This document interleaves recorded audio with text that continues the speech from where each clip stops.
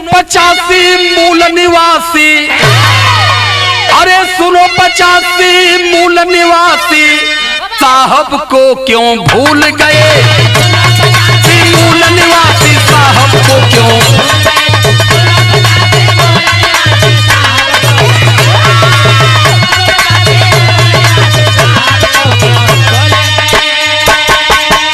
सुनो 85 मूल, अरे साहब को क्यों भूल गए? अरे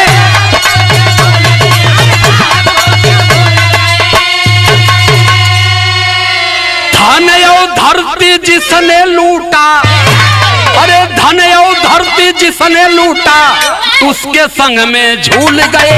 धन और